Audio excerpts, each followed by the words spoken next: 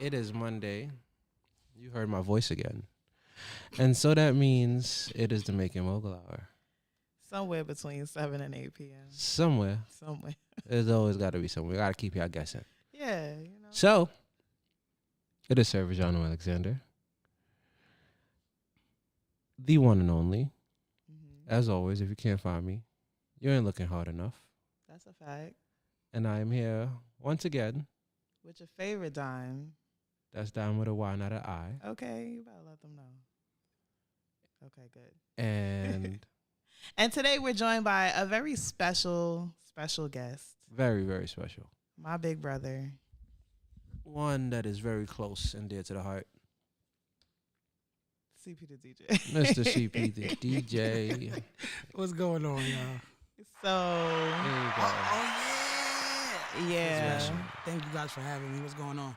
As a DJ, he was very excited to hear that we had one sound effect. Uh-huh. And, Because now I'm going to send y'all a DJ pack with more sound effects and possibly a little, we're going to do a drop and a little Mogul intro. Yeah, Some- we've been saying we needed a beats. nice little Making Gotcha. Mogul intro. We're gonna do. I think we should do like a competition. A little challenge. And have No. people Make a Mogul submit. challenge. Yeah, have people submit. Make a song or something. Nice little jingle. Yeah, I that'd know, be a lot of, I know a lot fire. of producers and artists that'll be interested in that. So, yeah, we want to get that Oh, situated. we're gonna get that Yeah. situated. Bet. Say no more. But as always, we like to start right where we like to start, which means that it's gonna bring in these small wins. Okay, go ahead. I'm not starting. I started last You're week. not starting today. Nah, I started last week. Oh, okay. All right, so I'll start. Mm-hmm. My small win of the week is that this weekend, dang, I have so many. Okay, wait. So many The small whole wins. the whole weekend was my small win. So on Friday, me and my best friend went to Harlem Uh-huh. and we went out to eat, and then we went to a country music concert. Mad random. Don't ask. I don't know. Shout outs to Barbie. But yeah, Okay. we I'm went to not gonna see ask what's his questions. name? Spencer Crandall. You heard of him? Is he No. white? Yes. You No, say you- yes. you right, like, you right, you right, It you like- right, could've- you right, It could have been a you Black right, Spencer you right, Crandall. you or, right. Country is becoming a whole thing That's these days. true. Nah, So facts. That is accurate. that's why I have to ask. It's 2025. If it was 2023, I would have known he was white. But come on, Cowboy Carter happened. This is That is true. post Cowboy Carter country era. Okay. That is true. However, yes, he was white. He's of the caucus persuasion. Okay. Yes, he was. But his music was really nice, actually, very beautiful. He had some great songs. I enjoyed listening to him. What we did after that? We tried. Okay, so I was nominated for an award show. Had no clue. Oh, that yeah, I was saw that. nominated. Congratulations again. Thank you. Tried to go and didn't get in. That's a long story. That's a so whole I story. left Okay. because I'm not about to stand Yeah, on. diamond and patience line. don't always Yeah. coexist. I have a lot of I patience, said don't but always.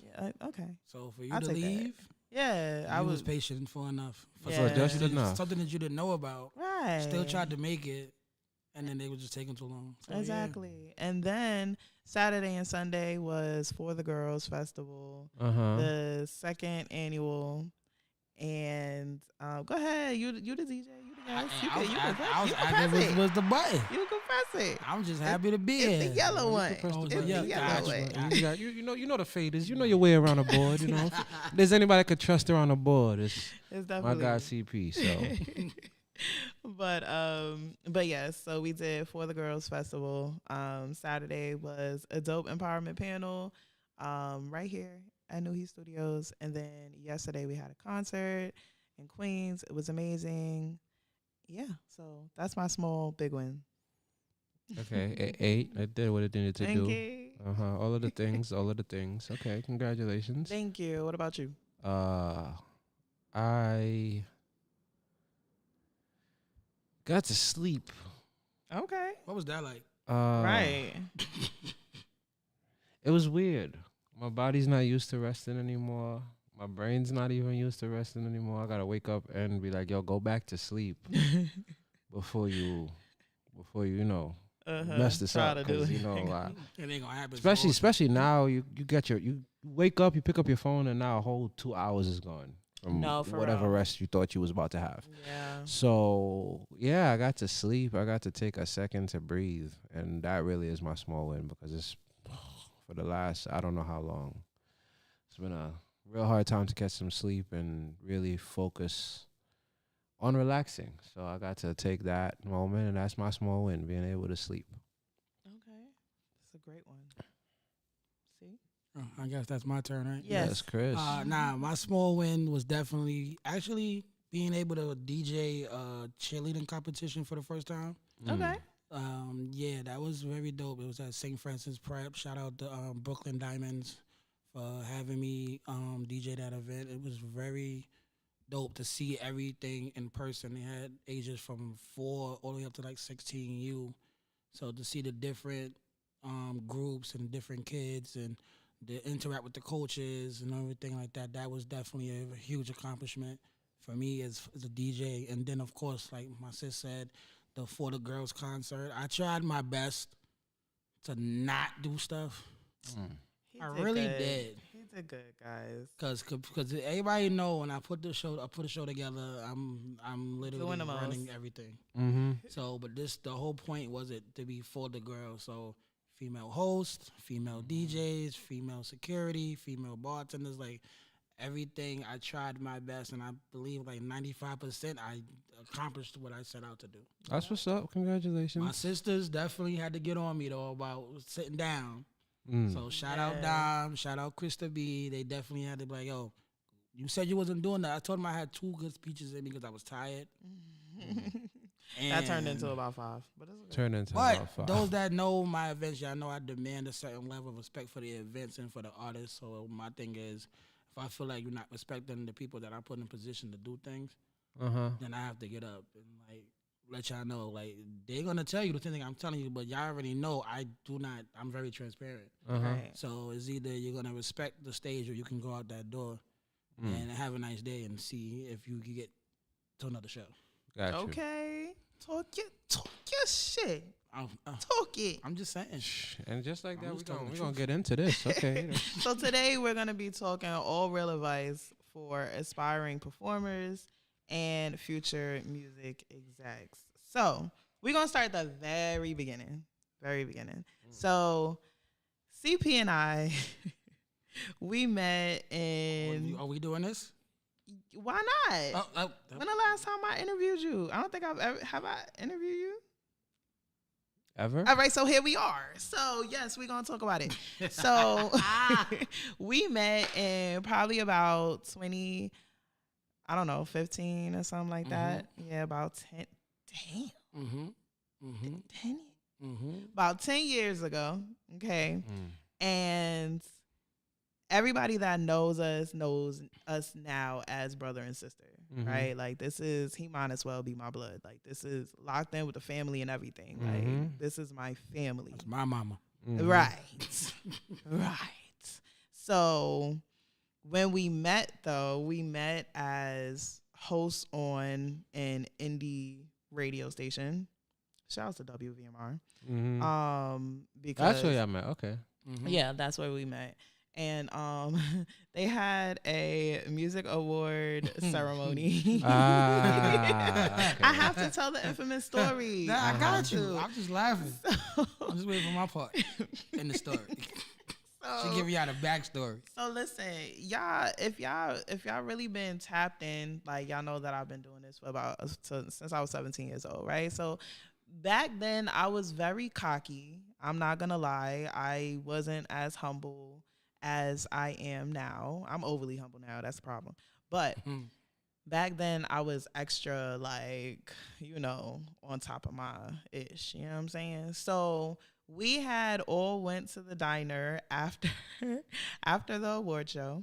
Yeah. So we all didn't go to the diner because we didn't know each other yet. But, all of the hosts, DJs, promoters, things like that, decided to go to the diner, right? So nah. We just didn't go together. Right, fact. So So we definitely didn't go together. So now, mind you, I'm still new to the station, all that different things like that. I've been there about a year. She been there about a year, Chase, so she knows about. No, forget about. She knew everybody at the table, right? But him. Cool. Keep, you know what I'm saying? So everybody having their conversations. There's like one side of the table talking, one side of the table talking. So a conversation came for the whole table. So everybody chiming in. So I chime in like everybody else, right? Next thing I know, now y'all all know I'm like 6'7", 6'8". According to my wife, I'm like 6'9". So we gonna go there. You know what I'm saying? But Somewhere. yeah. But that night, I was like 4'11". Damn. Because somebody that was cocky back then was like, it got quiet.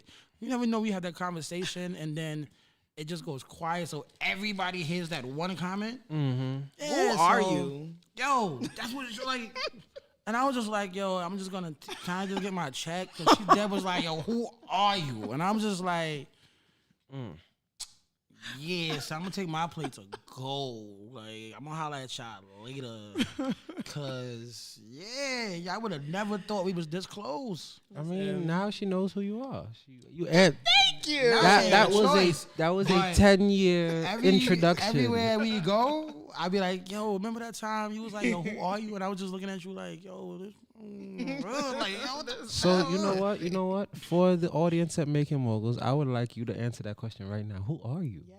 Answer this question. You like I like that. I like that. Mm-hmm. I am CP the DJ. I am a DJ for the people, by the people, all that. Like, my name done been changed like mad times by the people, like the CP the GOAT. Oh, nah. Are we talking about that too? No. Oh, I'm just I'm saying. just saying. At that time, I was DJ C Murder. And DJ people were like, C-Murder. yo, where you get that from? I said, y'all gonna laugh. I literally got that from the Usher song. Cause he was like, see, murder, and it stuck. And I was just like, oh, the song No Limit. There you go. That's the name of the song. I can't be a DJ and I know the name of the song, right? So it stuck, but then gradually out because I was always within the industry. So it didn't bother me to have that name until I started getting booked for like private events. And I was like, yeah, I kind of can't market C Murder at a baby shower. Yes, please. Or weddings. So Yes. I had some name search, and I was like, well, CP, I'm a DJ. Those are my initials. So, yeah, let's just flip it. Instead of saying DJ, say CP the DJ, and then, yeah. And it works. And it brands well. And it does work. Rolls off the tongue. Yeah, brands very well. So, my question is, like, so when we met, you were already DJing. You had just gotten into radio. Was it DJ? You weren't? Mm-mm. At all? Mm-mm. Really? I was doing like my form of DJing when we first met was like me with my iPod and my home theater system doing like backyard parties. I really wasn't like DJing to where I'm at now. I mean, it's a form of it, but you were selecting. You was right, a selector. The tune. Yeah, we can go with that. I was a selector. But I started out as a promoter, like a party promoter, party planner, event coordinator, things like that. And how'd you get into it? I just liked being outside. I just like doing events, like partying. So it was like, and then I also grew up around a lot of DJs. Okay. So they would be DJs, and I was just being people outside. That makes sense. So and how did it turn into you actually becoming a DJ? Well, shout out my bro David, DJ Lightfoot. He was actually the DJ, and I was the promoter. So that was like the 1-2 punch, twin tower punch, so to speak, because we was both tall. So I would do the events and he would be DJing, and then we'd switch off every so often. So he wanted to learn more about hosting. I wanted to learn more about DJing. So then we just kind of intertwined the two together. And I was like, bro, but wait, are you sure you want to teach me everything you know? Because I'm a very fast learner when I'm into something I want to do. So it kind of just took off. But then life be lifing. So life he wasn't able to keep it going with me. So it was like, he was like, nah, bro, you do it. You be the forefront. I'm like, okay. Sure that's what you want? 10 plus years later. Okay. You the forefront. Right. Yeah. More than you know. And you're definitely doing a lot. You're doing a lot for the culture. So I feel like there's DJs that are like baby shower DJs. That's what I call it. The personal events and all of that. But you are both. Like you do the personal events and you do a lot of industry stuff. So one, how did you start landing your first paid gigs? Because we do know a lot of DJs. I see a lot. I used to see a lot. I don't see it as much now, but you know how people have these battles online about what you should and should not pay certain jobs or certain careers. So DJs and photographers and different things like that, hosts, making sure that you have their money set aside because they're not responsible for selling tickets, XYZ, blah, blah, blah, blah, blah. So how did you land your first couple of paid gigs? And then how did you segue your way into kind of taking over everything? Well, I have to give credit where credit's due. Absolutely. Shout out to my old management, Rockview Entertainment. So like the first year and some change, I was just working with him.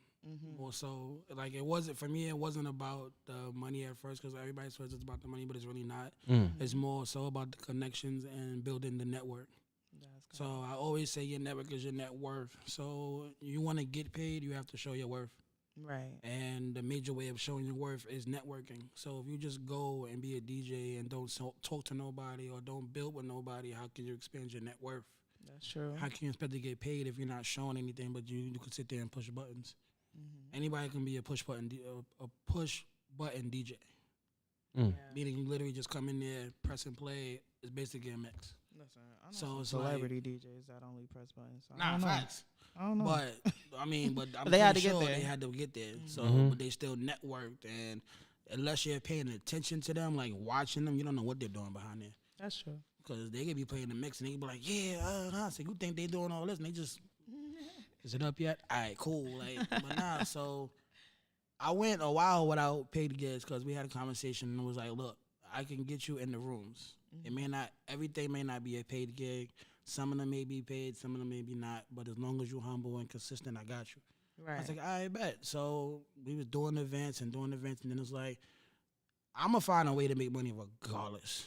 Right. So at the that's end of the right. day, a lot of the venues we had either didn't have a bar, didn't have food. I'm like, all right, I cook. And people love my food. So at the end of the day, He could cook, y'all. yeah, I'm gonna do the food. Yeah. And if I'm DJing, I'll have my wife or my sister or somebody serving the food, so y'all don't think I'm trying to hustle y'all, because it's really not about that. I'm just trying to make my bread just like everybody else, to be honest. But at the same time, if I'm DJing, I can't do both. Yeah. Even though I did try it one time, though. Of course. Like legit, because I had to. Because one time, like, depending on where the setup was, table was like, all right, well, I'm going to put this right here, and then just... all right, That's cool. insane. Man, But scratching listen, by and any mixing, stirring, literally. But that was all the beginning though. So like gradually building your network. So now the more you build, the more people want to work with you. Right. And I'm just humble. Like I always put myself in a position to where what would I want to do, or what I want to listen to, or what would I want to be as a consumer, as a client, whatever like that. So I try to give that energy back. Okay. We're real big on not really talking about like the fluff. We want the real nitty gritty. What are the tools, steps to success, right? So you want to make it actionable so that the DJs just watching this. Yeah, there's people that, may look up to you. You may inspire and all the things, right? So okay, I got a perfect example. So there's a DJ, right, who may have like that energy, right? They're able to, rock a crowd and, keep people engaged and all the things, right? But they are not social. So it's very hard for them to make connections and like, cause they're not the person that's gonna go up to somebody else. What's some advice you would tell them, or like what can you tell them? Hey, you can say this, or you can position yourself in this way to make that process a little bit easier for them. All right, so one thing I would say is like basically what I would do is when you outside, don't go outside as a DJ. First, start going outside as a supporter. There's one thing I've learned that nobody could ever say CP wasn't outside. That's a fact. So it's like a lot of these events I'll just go to as a supporter to network, because it all ties back into your networking and being your network. Because at the end of the day, you're not gonna get comfortable as a DJ until you get comfortable as a supporter, as a consumer. So I'm gonna go to these events just to fill the crowd out, be with the crowd. If there's a DJ there, tap in with that DJ, see what they do. Like, try to pick at certain things that you can observe from other people. Like, that's the first thing I would ever tell anybody. Don't just go out there like, I'm a DJ. Cause now they're gonna look at you like, all right, well, go ahead. So, and if you can't, now it's like, all right, can you connect with that crowd? It's not, anybody can rock a crowd, cool.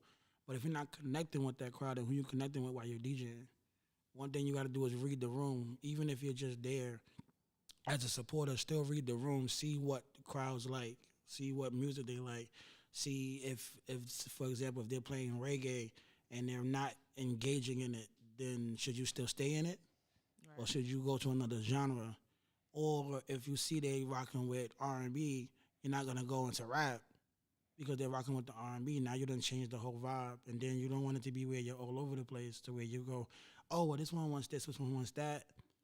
Nah, you got to see what the crowd overall is engaging with. Right. So, and some DJs be like, no, I don't do requests. Some of them say, I welcome them, to be honest. If it fits, it fits. If it don't, it don't. But now if you're persistent, yeah, I'm going to play it, and then when it messes up, I'm going to say, they asked for it. Right. Because you have to understand, because they was like, oh, DJs don't do requests. It's not that we don't do requests.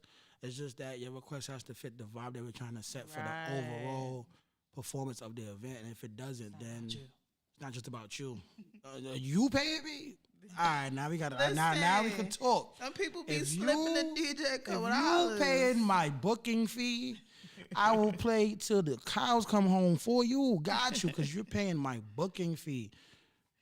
But I probably still wouldn't do all that. I'm just saying. But that's one of the biggest things I would tell. Like, connect with the audience that you're going to be around. Connect with the people that you're going to be involved with. And just practice at home in your own spare time. Like, pretend you're at a party in your crib.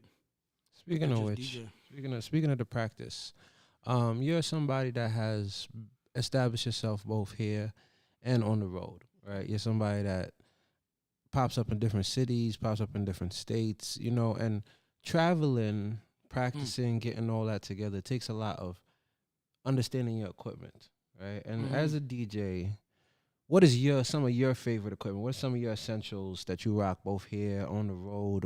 Like, see, what's part of your package that helps get you down? It's a little different because it depends on how you're traveling. So how you traveling? I want to know what you traveling. Depends. Okay.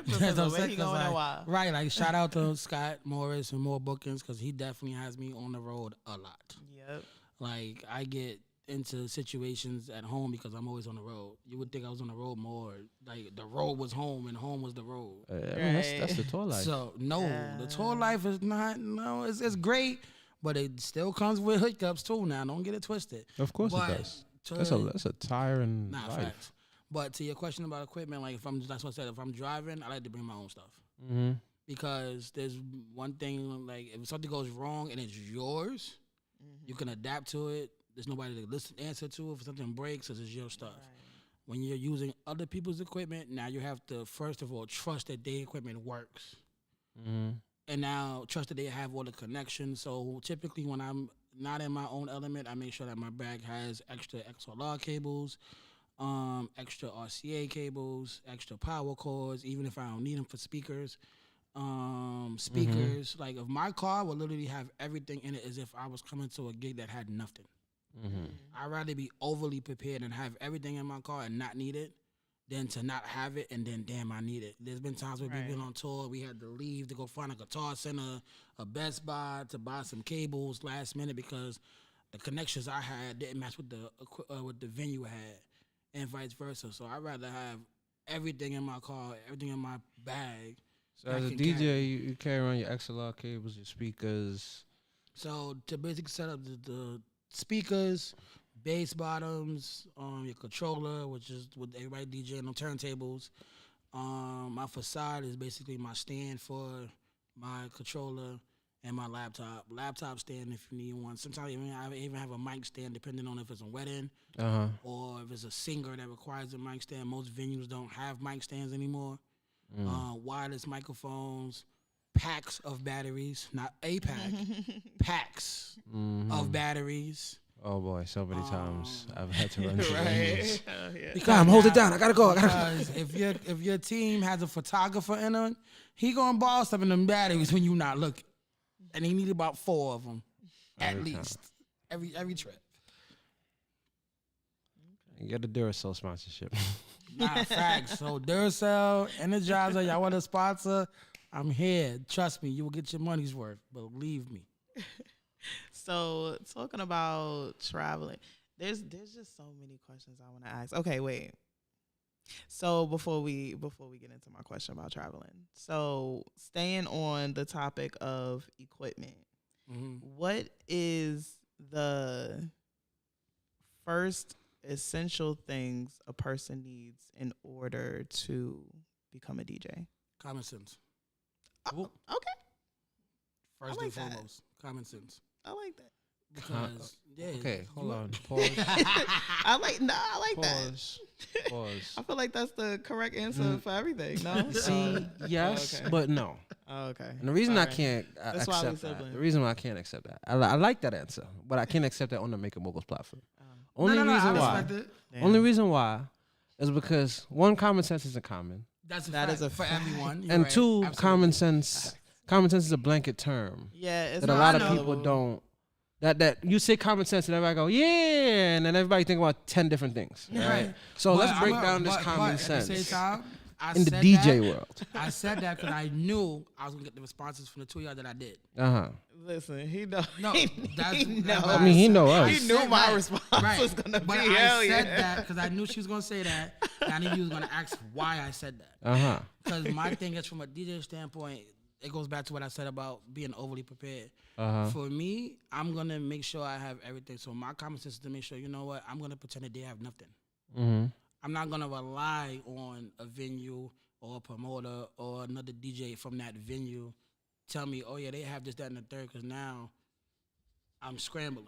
That's So, true, see- but let's see- bring it back because my question was, what is somebody that wants to be a DJ, not somebody that's already practicing DJing. Nah, I got you. I'm talking about a person that's like, you know what? I watched Making Moguls, and that CP, the DJ guy, he was onto something. I want to do it too. What do they need? First, you have to have a love of music. Okay. So we gonna leave the common sense question. Because you know, because the only thing I say is like, no, I got you with that. But I'm a bit that's shy to answer right. her question That's first. right with the common sense. But no, the reason why I asked it like that is because, like, for example, right, what you said, not relying on yourself. I can't consider that common sense only because that comes from experience in just being in an event space, right? Mm-hmm. It is trial by fire that you either just been outside around and seen how people are, or throw your own event and have to go through those things. Oh shit, I thought the venue had speakers, but now a lot of that the I've speakers watched, is Bluetooth. A lot of that I've watched literally from other DJs. That's what I said. Like, and so that's I why could the have first thing always I would called that do- common sense the for first somebody thing just I would starting do out. would be go outside and scope the scenes as a supporter and like, oh, what they got over there? Oh, like every venue I go to, I'm gonna find out who the promoter is, who the DJ is, who the host is, who the owner is. Because then at some point I'm end up taking over that venue. So I'm gonna find out all that information. But yeah, have a knowledge of music. And like I said before, always put yourself in that in the shoes of the people you're playing for. So it's like, if I want, like, what would I want to hear?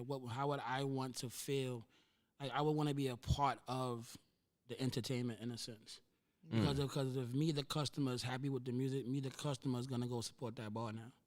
I'm going to stay a little bit longer. I'm going to have that extra drink, that extra meal, or invite some people, yo, come outside with me, or come here, come there. Like, it's that engagement in a sense. Okay, So that's a good answer. I like if you are that. looking to be DJs, you definitely have to have a knowledge of music, have a knowledge of what you want and what you want to leave as you're there, like while you're there, while you're DJing, and what you want the response to be when you're done DJing. Okay. You want it to be where, oh yeah, we need you back here. Okay. Do research on equipment. Don't just go and buy what you see. Don't go and start off with the top of the line controller before you can understand the basic controller. Start off with your laptop, because every laptop now has the simulation of the turntables in the software. So learn the different softwares, because certain controllers require certain software. There's something that's called Redbox. I don't know too much about Redbox because I don't use it.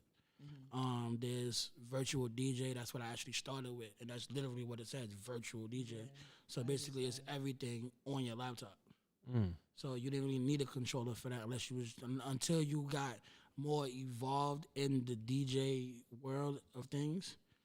You just needed your laptop. That's why a lot of them now only have laptops, because a lot of them don't require you to have a controller. That's more so for like the scratching or mixing, blending, things like that, and it just looks better. I was about to say, I feel like it makes you look official. It's like the DJ version of a business card. Yeah. You might not need it, but it's going to make you look good when you show up with it. Great. But then, like, as long as you like get that basic knowledge and then just be consistent. The main thing is consistency. Although I will say, completely out of nowhere, it would be fire as fuck if I see a DJ just pull up a laptop, but he's like scratching with his pointer and then mixing on a fader, but it's literally just his mouse. And I'm just like, what? Funny, me and one of my partners, shout out DJ Castle from Upscale Boys, we literally was at a venue not too long ago called Sands, and the DJ had one of those new controllers that's literally like this big. This big, and we looking at him like, what is he doing? But I saw it in Guitar Center. There's literally no, like maybe 2 phones long. And I think I've seen that though. Scratching, DJing, all that, and we just looking at him like, where's the rest of it? That was it. You got the bite size. That was all he needed, right? Right. Because he's like, but bro, I'm traveling on a train. I don't want to lug no heavy case and all that. Those that know, my sister tried to carry my case one time. I looked at her like she had 5 heads. Yeah, I didn't try to carry. She tried to pick it up. I tried to pick it up. And I was like, what are you doing? That's how heavy it is. But yeah, so I hope Never that again. answered your question. All right. I like that. With that, you talked about being on the road, right? And that is something I wanted to tap into, because there's a balance. Because you talked about it. You know, everybody likes to look at artists, likes to look at people in the entertainment industry, and they're like, oh, I want to do that. I want to live on a tour life, but they don't understand what really comes with it. So what do you consider, how do you balance performing with rest, travel, logistics, and mental health? Like, how do you avoid those key mistakes? Like, how do you make the tour life work as a DJ and a traveling DJ? You definitely have to have patience. And that's the biggest thing. You have to have patience. You have to know that certain things are going to go the way it's supposed to. Certain things are not going to go the way it's supposed to. So definitely expect the unexpected with these tours. Depending on your means of travel, if you're driving, expect to be in the car for hours upon hours upon hours. Expect to not be able to be prepared to DJ until you get to the venues, because your energy is going to be so focused on getting to the venue. So don't think you're going to have time to organize a crate or your library or folders until you get to the venue, because it's not going to happen. Sometimes you might be lucky to where you have time to where you get there early enough to have downtime, because it's not really downtime, because you're still working. Even when you're on the road, you're working. So it's like, yep, time you wake up and say, okay, I'm getting ready for the tour, you're working. Because the artists, especially if you have artists with you, they got mic drops. They got photo shoots. They got video shoots. They got radio interviews. So a lot of that stuff, and that's just with you DJing. Then you get to the venue, you got to find out the setup. You got to go talk to the sound person if they have one.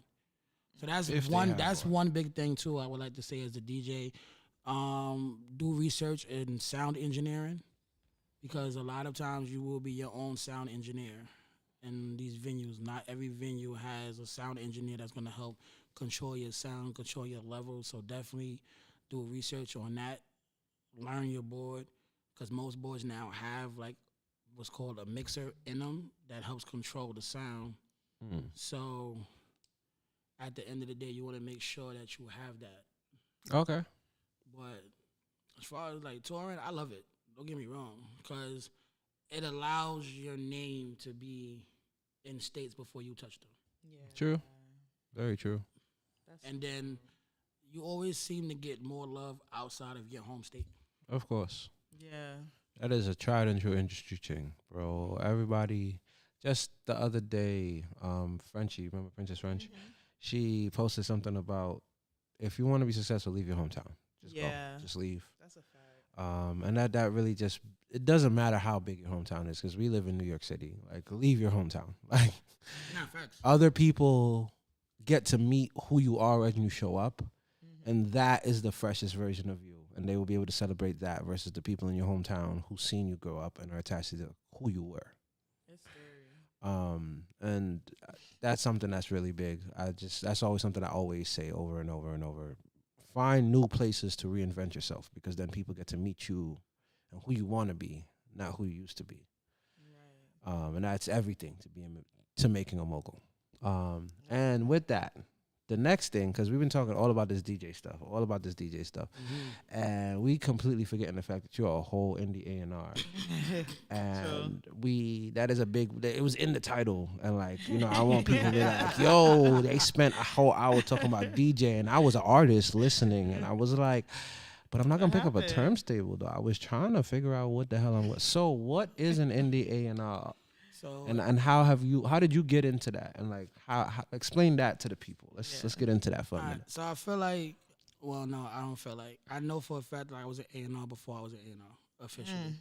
So because I put everything into everything that I'm doing. Okay, so what is an A&R for those people? A&R is, what is an A&R? Because you know what's crazy? I always wanted to know what the A in A&R something in repertoire. I know the R is relations, like artist relations. There we go. That's what we're gonna go with right now. They're both googling it, but I'm gonna go with artist relations because I feel like that's what it.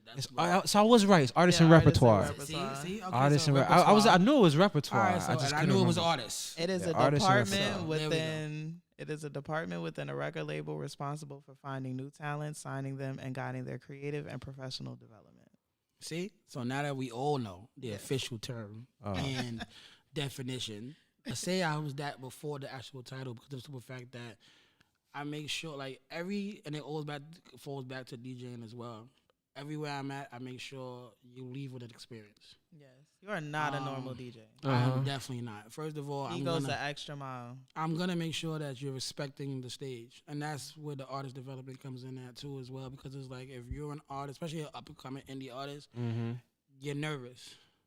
You're performing in front of people you thought you knew or you don't know, things like that. Or that you feel like you know enough of, but then you're still performing in front of people. So it's like, if people are not listening, you get frustrated. If people are not watching, you get frustrated. So I've stopped many shows to make sure that the crowds are paying attention. I think he stops every single show at some point. But not every show. Even yesterday, no, not every show. No. I can't say every show. No. Which show? Because we did the Cannabis Awards Music Festival 2 times, and you had to stop it for nothing. Okay, exactly. Okay, I'm just saying, not every show. And I know, listen. I don't want people to start going back and be like, "Oh, he was at VJ's show, stop it." So no, chill. All right, so let's fix some of us got some decorum. Okay, some of us got decorum. I had to fix your show. It was not a small element. They couldn't help but have conversations. The whole point of the festival, the Cannabis Award Festival, was for everybody to network. The performances, I feel like the performances were extra. I don't feel like that was the focal point. Well, tell the headline though, but yeah, you're right. No, but I'm saying I feel like the performance, not nothing against the performance, not downplaying them, but I feel like the focal point was the actual festival as a whole. That's true. Because y'all had a lot going on. It was an element of the overall experience. Right. That's true. So when we talking about stopping the show, I'm talking about like the show is only for artists performing. Yeah. Right. So people get tired. They're standing there for a while, and the expectation is that you're engaging with everyone that you're seeing, but there be so many people at these shows. See, but that's my thing. Back Okay, to so back, so to back, I to do want back, to to, back, to back, yeah, to that's back. what I do want to point that out. Because I have the experience on both sides. First, Yes. starting as I used to run the Underground Concert Series, and Cannabis Awards Music Festival, blah blah blah blah. As a person on the setup side, you want to make people pay attention. You want to make sure people are engaged, respecting the stage. But I have come to understand the viewership side, right?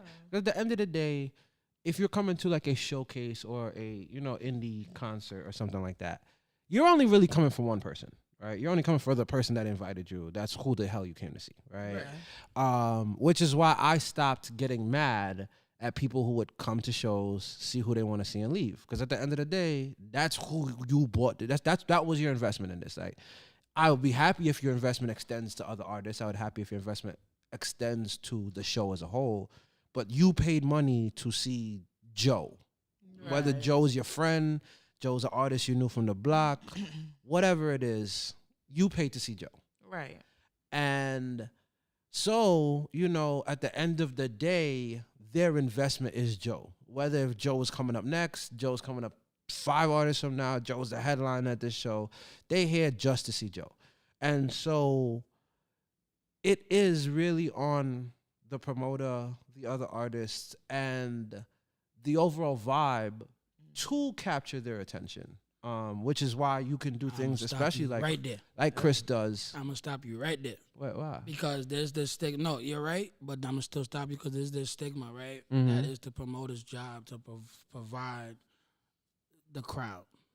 No. I didn't say the crowd. No, I know, but Not at all. No, I know. Yeah, the overall experience. Right, the overall experience, like the promoter is supposed to make sure that you have that venue, you have the proper sound, and you have the obligation to make sure that people is there to support.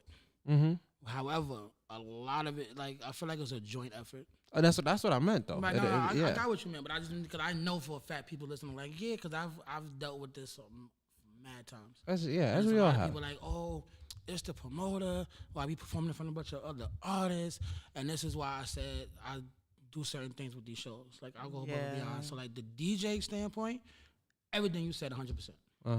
The A&R standpoint, it goes back to networking. My thing is, artists, and I say this at every show, and they be like, yo, you know what, you kind of right. And I'm like, I know. But the main thing is like, you're tired of performing in front of a bunch of artists, right? My rebuttal and question is, what are you doing to change that narrative? So, like, if you come as an artist and you bring nobody out, did you even promote yourself?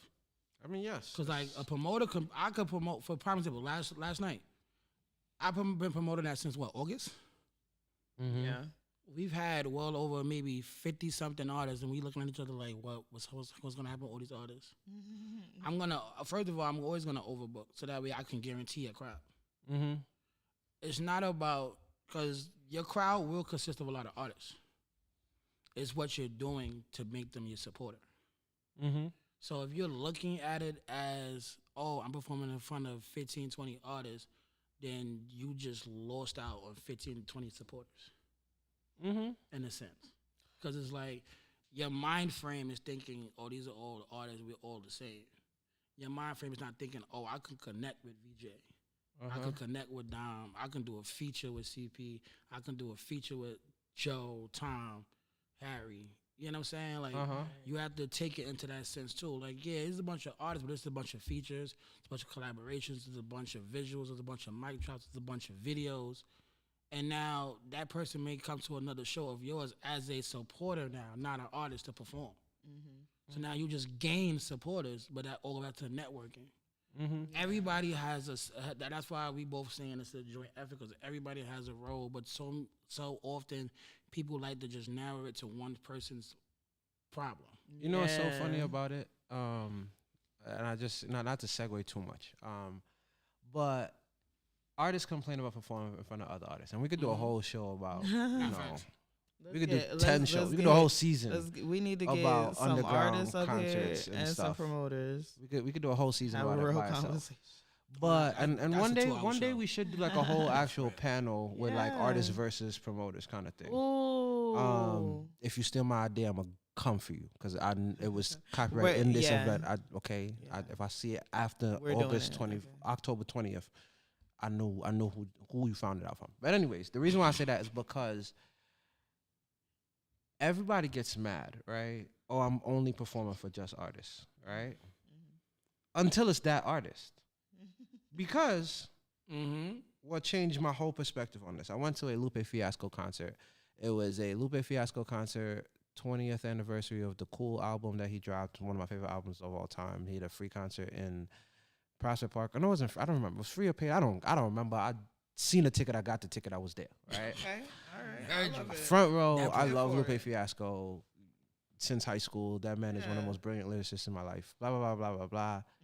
I'm standing there at the front, and right there, right in front of the barricade, to my right, is Tyler the Creator. So Lupe Fiasco is performing for Tyler the Creator because Tyler the Creator came out to see Lupe Fiasco. But it's Tyler the fucking Creator. Right. And now he's performing, and now Tyler the Creator's having the same fan experience that I am having. Me and him are rapping Lupe Fiasco songs to each other. And now it's suddenly not a problem that you're performing for other artists. Right. That's a good point. I've went to too many Rolling Loud festivals. Yeah. And every single artist goes to go see the headliner. When Travis Scott gets on the stage, Lil Baby, Da Baby, Baby, all the babies, the whole daycare is in front of the stage. All the babies to watch, or side of the stage to watch Travis Scott. Right. So we can't always, again, that mindset creates that crab in the barrel mentality of like, oh, I don't want to just perform for artists. I want to perform for fans. That is true. I understand that. But fans can be artists. Exactly. I have been an artist at many times in my life, and I am fans of artists that I worked with, and because I am fans of what they do, I support them even harder. But rather than just like, oh, because again, for me and a lot of us, work ethic is everything over everything. You know, I'd rather work with somebody that has a good work ethic and they can get better than just somebody that's talented. Yeah. But if now I like your music and you got a good work ethic, bro, I'm throwing everything your way. Yeah, you know what I mean? Because you have what it takes in terms of the skills and the characteristics, but I also like your stuff. So, like, it is a good thing to make people like your stuff, no matter who they are. Like, so, yeah, I just wanted to make sure that I tapped into that to of course. Piggyback off what you said. That's dope. I would have never. I need to go to more concerts. Oh, you should. Trust me. Yeah, I need to go to more concerts. I haven't. Rapping Lupe Fiasco lyrics with Tyler the Creator. Yo, no lie. I swear to God, we had such my bad, but we had such a moment with that I swear to God that Tyler Creator probably still remembers that to this day because we was like, he's like, wait, now you really know this song, and I'm like, da da da da da da da da. He's like, oh, okay, and he starts spitting back at me, and everybody, the crowd, start watching us going back and forth. Nobody watching Lupe no more. He's on the stage, and me and Tyler was going back and forth. That's because at that moment they realized that it was Tyler. It was Tyler Creator, and this random person is over here wilding up like they're best friends. He probably with Tyler. If that was nowadays, that would have went viral. Yeah. Facts. Yeah. So what do you need to see in an artist to work with them? So as an A&R, what are you looking for when you see these artists? The first thing I'm looking for is that, especially if you're looking for us to sign or manage, is you have to have a stronger work ethic for yourself than me for you. Don't just come because you see what I'm doing or what I could potentially do and think that I'm just going to do that for you. No.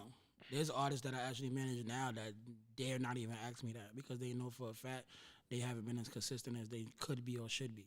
Right. So at the end of the day, you have to first show that you're worth the time for yourself before I can even think to fathom the time to make for you. Yeah. So it's like every show, I'm like, look, clap it up for yourself. And if you're going like this, I'm not. You don't believe in you. You don't believe in yourself. So how can I, as a DJ, as a promoter, as an A&R, believe in you? Right. And I say this at every single show. So every show. So he's watching how hard y'all clap for yourself. Nah, facts. I'm watching if you sold tickets for yourself. I'm watching if you have supporters. I'm watching because I've asked this question, and matter of fact, I'm gonna ask both of y'all because we all in the age of social media. If y'all had to book artists, two artists, one artist has 5,000 followers, and you're just going off of this alone, nothing else. Okay. 5,000 followers, 500 followers. Which artist you going to go for to book? The 5,000 followers. Wait. I don't get to ask no other questions. Just Nope. 5,000 Yeah, he to said 500. you gotta- Your only information that you have on these That's all you artists is got. their followers. Does the follower count? Just it? Just the No, follower just the count? follower Ask them. count.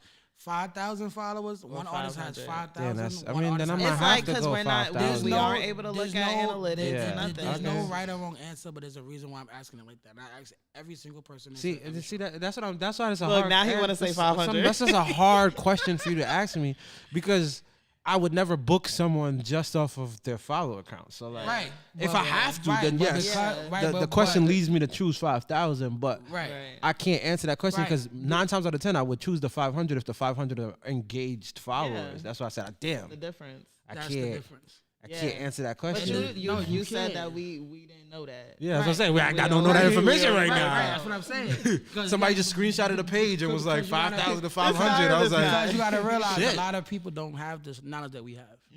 So I'm asking a bunch of artists that don't have the knowledge that you, me, or Dime has. yeah.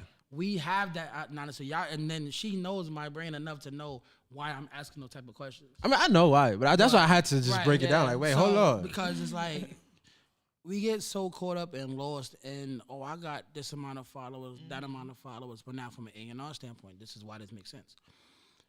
Out of those 5,000, how many came to see you in person? Right.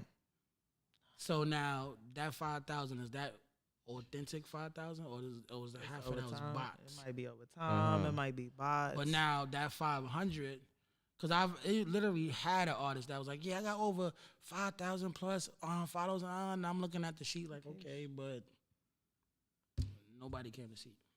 Yeah. No supporters.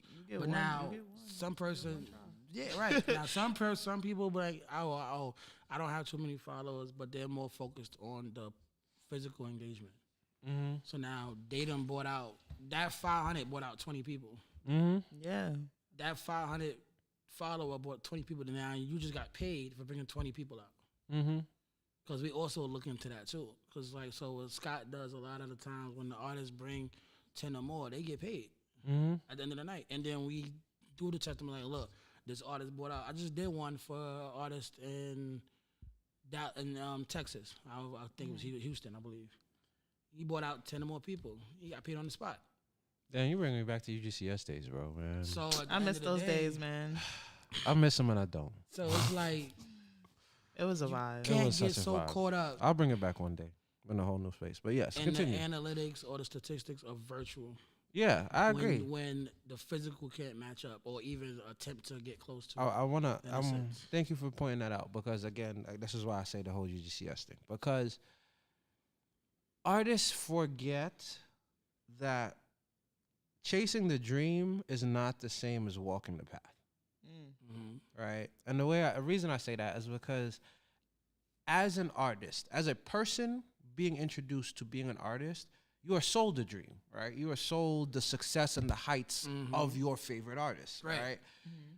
Not the journey of your favorite artists, because Right. most people don't want to go through what they favorite. Again, Jay-Z literally said, and as much as me and Jay-Z are conflicted right now, because there's no such thing as an ethical billionaire, but I still appreciate you, Jay-Z, for what you did. He literally said, I stole crack, so hopefully you don't have to go through that, okay? So that means I shouldn't be like, oh, Jay-Z's a rich man, so I'm going to go sell crack to be Jay-Z. Right. Jay-Z said, don't do that, Right. okay? So with that being said, you have to pay attention to the walk of what you got to do. And in that, it is about what the real goal is. It's not just about the fame. It's about building an active fan base. It's about selling units. People forget that at the end of the day, like, your product is your music. Right. Whether it is in download forms, that is what your metric is, the downloads, whether it's the streams, whether it's the music video watches, your product is your music. And technically what you really is your album sales, because that is what is tracked as a recording artist, right? Right. But people again get lost in all of the I wanna be in the studio, I wanna be on the stage, I wanna do this and do that, and it's like, what are you doing to prepare yourself to get on the stage? Like, Right. I always You gotta say have that sense of balance. Like you can't just like don't get me wrong, because I know a lot of people like, yo, what about the streams? There's nothing wrong with having that many followers. There's nothing wrong because streaming is very important. We're in the day and age of streaming. Mm-hmm. So, but it takes over like maybe 1,000 streams to get 1 cent. Yeah, it depends on the platform, but yes, Right, but yes, but that for a long time, that's what the analytic was though.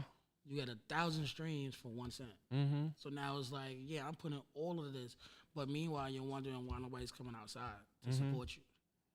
You have to have that balance. Yep. Like, and yeah, so that's go really for the what it streams, is. but then get those people that say they mess with you, say they fuck with you, come support you. And that's exactly what I mean. The like, money is in the shows. At the end of the day, as an Right. artist, you make your most money on performing. Every single tour, every single artist will tell you that once they reach that level, the reason why they do anything is to tour, because that is where they make their money. And with that understanding of it, again, it goes back to building an actual fan base, right?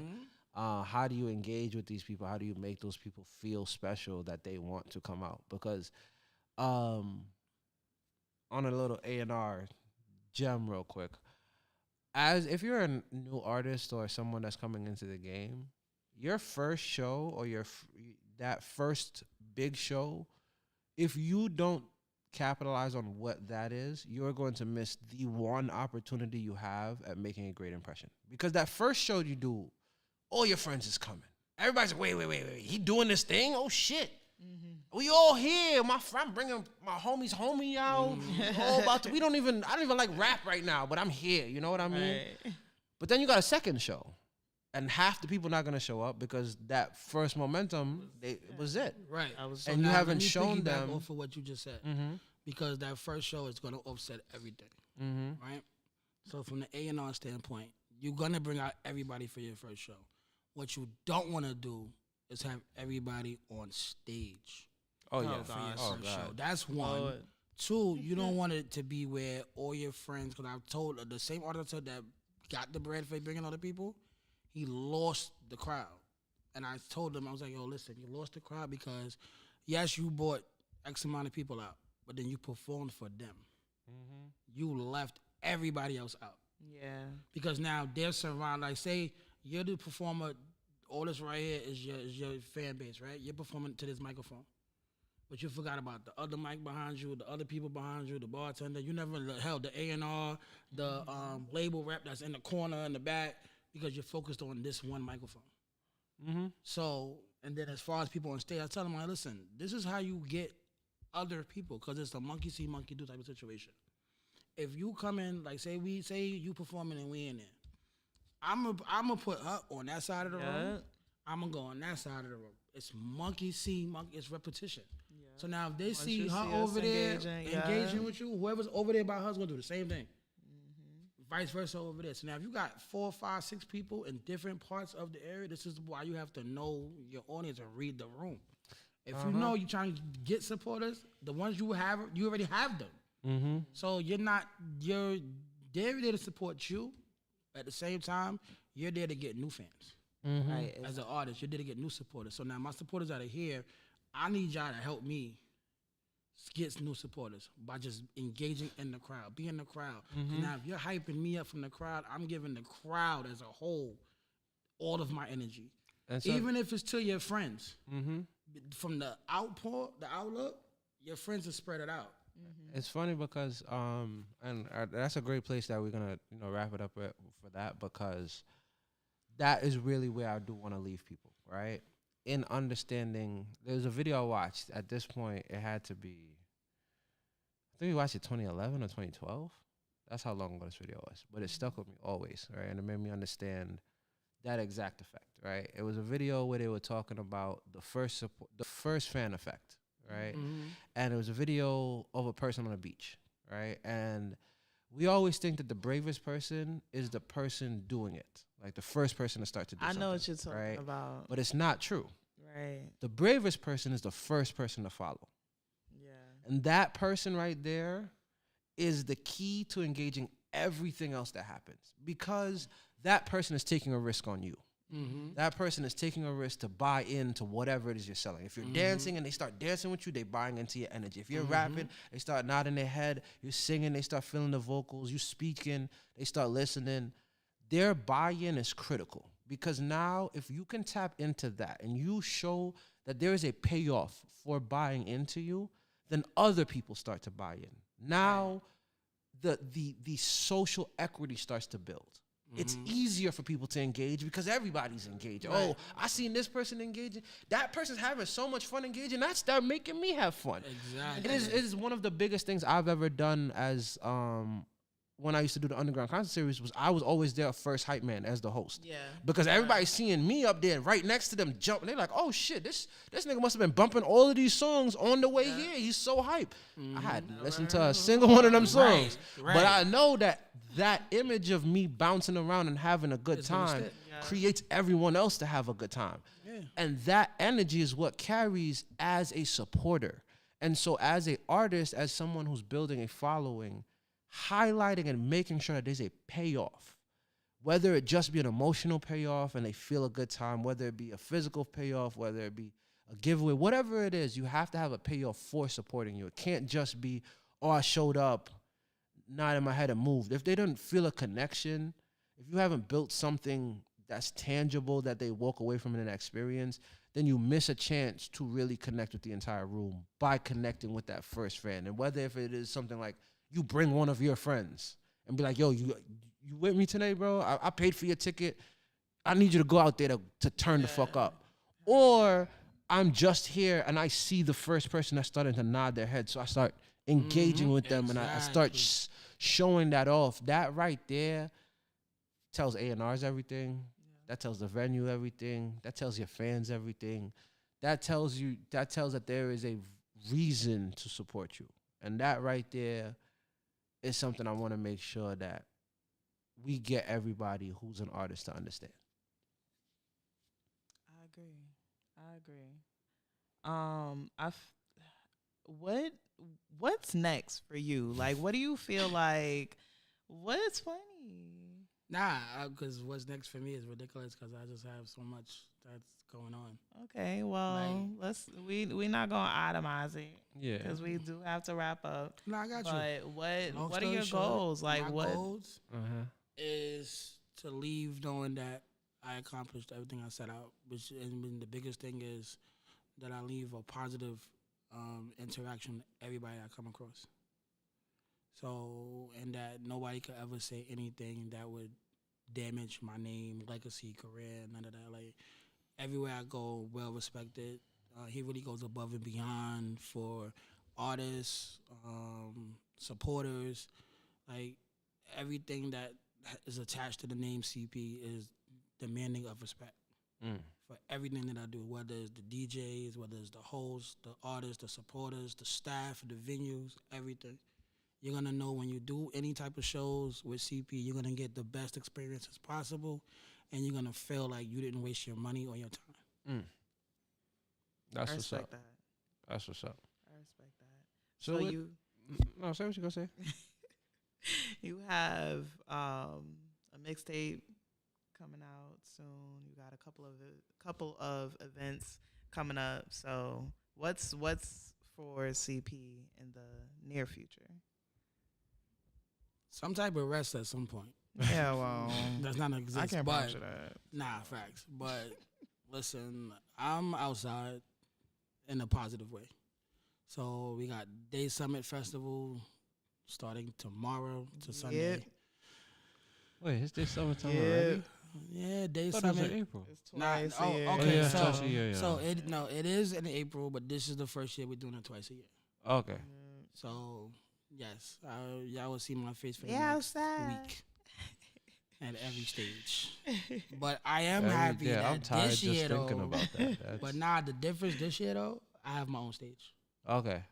I have my first official date, Summit State. Hold up. Talk about your stage, because the signups went crazy. We had to shut down the link. What happened? Tell them what happened. Yeah, so real quick, because I know we got to wrap this up. So Scott took a chance. He said, yo, you want your stage, you got it. You got to get up to 100 signups. So we say we overbooked to make sure we get at least 50. So I had 135.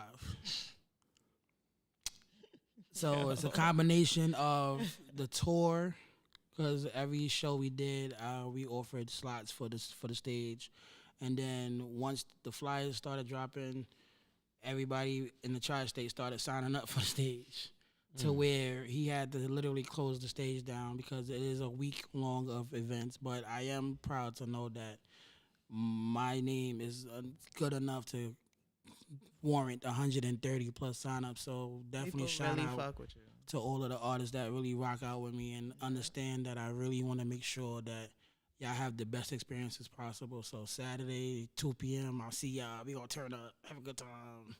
I'll be there. She'll be there. Hopefully VJ be there. So Saturday at 2? Yeah. I just finished coaching basketball, so I might be a little sweaty. That's fine. Bring some of the players. They 12, bro. I'm not. Nah. That need permission slips, bro. I'm not trying to. They baby. I'm not. I don't need You none bring of their that. You know what? Bring their parents. You know, maybe next stage we'll do a kid show or something like that. But And on top of that, them kids be annoying me right now. I don't want to see them. Don't talk about the babies. Listen, not like the kids. I love them, but no, it's Okay. basketball. They be annoying me, bro. Oh, nah, I ain't I'm gonna lie. next week. They Basketball, yeah. running. Okay, listen. If y'all see this episode, y'all running next week. Oh, y'all mad. But nah, I definitely appreciate y'all having me on your show. I've been watching y'all show for mad long, and I'm not saying that because you're my sister.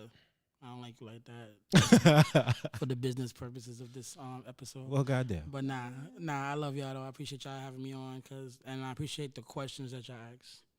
Because a lot of interviews I've done, they ask for a bio and all of that, and then they stick to that bio, and I'm like, yeah, no. That's because they don't know what they doing. Yeah, That's we cool. here Shout out to dropping y'all. Y'all amazing. You Y'all know, do what I y'all do on respect, y'all I respect platform. what everybody Right. else do on their own platforms. But We do what we do on you our don't- platform. Nah, we didn't even follow this. We No, did. I don't even know. Some of it. No, you did. Oh. You had. I already had. That's what I said. You know what you do. I- I came with the extra. You know. Yeah, we we do what we do. do what we do. Exactly. We're My good God. at it, and that's why they either win with us. Oh, they watch us win. So All tell right. them where they can find you online. If they want to be the 136 sign up. Yeah. For April, got you. Because this was closed. Google CP the DJ. I'm not even gonna hold you. I'm not even gonna cap. But nah, everything CP the DJ. You can follow me at CP the DJ. You can follow me at Upscale Boys. You can follow me at More Bookings Agency, More Value Entertainment. You can also follow me at Rare Royalty Magazine. Yeah, I'm everywhere. So listen, Lost in the Music. Listen, follow my sister. You're gonna find me somewhere. Trust me. Follow VJ. You're gonna find me somewhere. That is the truth. So that's why I said Google my name and whatever flyer. 9 times out of 10, I'm on it somewhere somehow. Yeah, that is. So now, That is kind of true. Yo, I have one more question. I'm so sorry. What are the top 3 cities that you've enjoyed traveling to on tour? first of all, St. Louis, yo, y'all. Oh, for real? Yo, shout out definitely- to Maestro. Shout out to Frio. Maestro Frio. Shout out to my guy Xavier. Yo, Yes. Yeah, I gotta go to St. I Louis. feel like man. that Hell yeah. was when They he lit out when he there. found out that I was the DJ for the tour, because I Yeah. connected him from when we did the show with him at Cakes. Okay. Yeah, And I yeah, was like, yeah. yo, bro, I got to get you on one of the shows because you're from St. Louis. And Yeah. then come to find out, fast forward, that him and Scott was having a conversation when Scott told me to message him. I was like, this number looked familiar. So when I texted, I was like, yo, it's Maestro. So now when we came out there, he definitely brought the city out. Fire. And the love, like, yo, if y'all go on his page or mine, y'all going to see a whole little excerpt of me and him going back and forth, which is what we've been trying to do at every show that we done did. But we took over that show and we had a whole mini concert. FaceTime me. Yeah, I literally I was FaceTimed. watching I was the like, show yo, I on need you to FaceTime. understand what's happening right now in St. Louis. So definitely St. Louis. Texas always shows love every time we go out there. Whether it's, and I say Texas because we hit Houston, we hit Dallas, we hit Austin. I was gonna say, 'cause Texas is So, not a right. city, sir. That's Nah, 3. You no. just named 3 cities. Right. So you But got 4 right That's now. why I said Texas, because as a whole, And of course, you know, I got show love to NY. You know, my NY city, they still in the building. That don't count. All right, cool. All your I'm Texas here. counts. I didn't want them to All your feel. I Texas didn't want them to feel counts. left out. That's why I said that. No. New York needs But to feel nah, left out. New York, I New York mean, way too in you the scene. from right here. now. I said that you I have a lot of travel to. artists. That you have okay, traveled okay, to. okay. Nah, So it I cannot love be New York. within New Leave York. New York out the All right, conversation. Bet. All right. Does Rhode Island count? Yes. Yeah. All right, 'cause Rhode no, Island? look, I gotta check. 'cause Rhode Island's not a city, Ro- but okay. All right, We'll take it. Massachusetts, That's also a state, sir. Boston. Providence is a a city. in Rhode Island. Boston Is a city. Come on, All you a right, mogul. well, I just said You- Boston. No, Yeah, you said you said- Massachusetts. No, I said Mass. I You said said- Boston. No, I said Mass, Boston. Y'all was like, no to Boston. I'm like, oh. No, we didn't say no to Boston. we watched the replay. Okay? All right, somewhere between. Listen. the what is You that? like the New England New area. area. Yeah, you know that's my There you whole. go. You know, I've been I up don't there. I don't have no A little too I don't much. have no favoritism between these states because my name has literally been across every state in the U.S. already. 2026, we going international. That's it. a fact. So That's it. my goal is to go international now. That's it. My Yep. name's already out there. My presence is already there. It's time for me to step foot on different soil. Y'all, I've been trying to get this man booked in Ibiza, but we ain't gonna talk about it. Yo, VJ, tell them where they can find you online. We're not gonna talk about that. Okay, when it happens, it's gonna happen. Okay, and if Part 25 coming soon. my name is Sir Vijano Alexander, aka King Cosmic. Yes. I am not the only King Cosmic. I was so mad when I found that out. There's some guy in the UK that goes by King Cosmic too. Don't But count. I ain't mad at him. I've made peace Uh-huh. with that. I used to be mad at him. Do he wear crowns? No, So Then then he he's don't- that's not, why I said he's don't- not Then the he king. don't got- then he Not ain't a the fact. He king. doing his thing. He doing He his ain't the thing. king. He's just He not King Cosmic. He ain't He's the not. king. He's not Sir Vijano Alexander. Okay. Yes. And I'm the only Sir Vijano Alexander. So if you couldn't find me King Cosmic, You ain't please looking- look up Vijano Alexander. Because if you couldn't find me, you ain't looking looking hard enough, baby. No, not at all. And Dom, you gotta let them know. You already know. It's your favorite Dom, the baddest CEO. That's Dom with a Y, not Not a a All I. right, make sure y'all follow me on Instagram. Follow the platform on Instagram as well, the Bacon Mogul Show. Y'all better make sure that y'all tap in, Like right? and subscribe. Subscribe. We on that road to 1,000, so we get Subscribe, monetized. share, Okay, all that. all the Uh-huh. things, facts. If you want to be on the show, make sure y'all hit us on the gram, hit us in the email, whatever you got to do. But we here. Thank you for coming on my show. Finally, Whose fault is that? listen, yours. That's a 'cause you be scheduling error. busy. Facts. That's a scheduling thing. Facts. What you Okay. mean? With Moguls, it's all about the talk time. to upper management. I'm sorry. All right. It's upper Next So, time, management. Me? I'm I- about to say, listen, look in listen, the mirror. listen. and talk to yourself. Listen, your people's gonna contact her people, so she's gonna have a talk in the mirror and then contact right, you. right, And then her right. people's gotta contact your people, so you Right. gotta talk in the mirror Right, to talk to her. right, Okay, right. so Yes. when y'all have all them conversations, just loop me in and let me know, and I'll talk to my Yeah. peoples, and then we gonna get it all done. All All right. our people's So gonna be there. we was here. It was live. Thank y'all for being here. It is Monday. It is past Wednesday. somewhere between 7 and 8. Yeah. But y'all rocked out with us. So I appreciate y'all. Thank y'all. And have a wonderful week, people.